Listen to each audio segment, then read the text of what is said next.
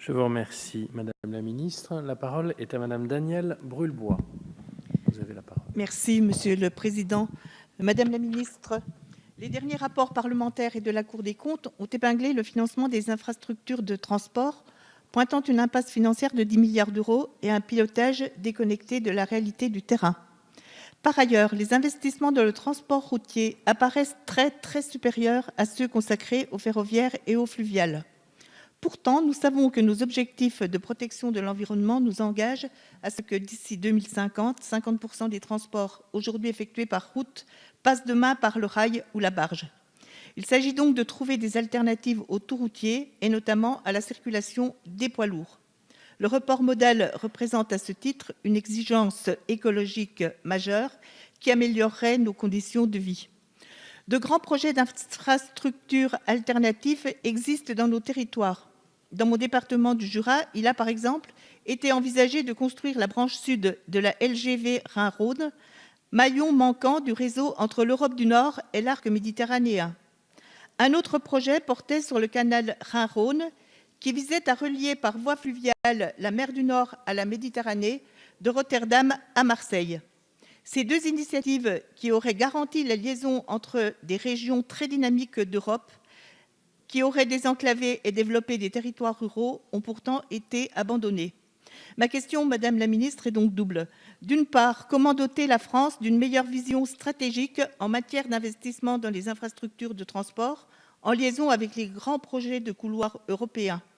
Quelle est votre position concernant l'adoption d'une loi de programmation dans ce domaine?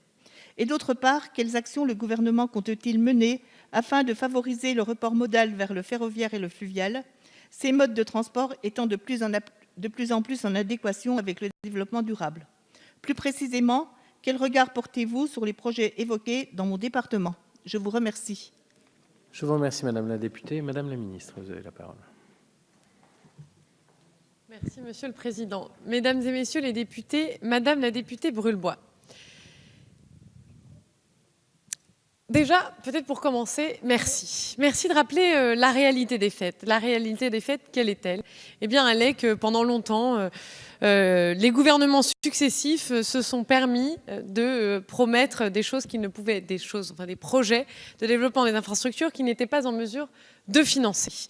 Eh bien, c'est à cette insincérité que le gouvernement actuel et la ministre des Transports, Elisabeth Borne, se sont attachés.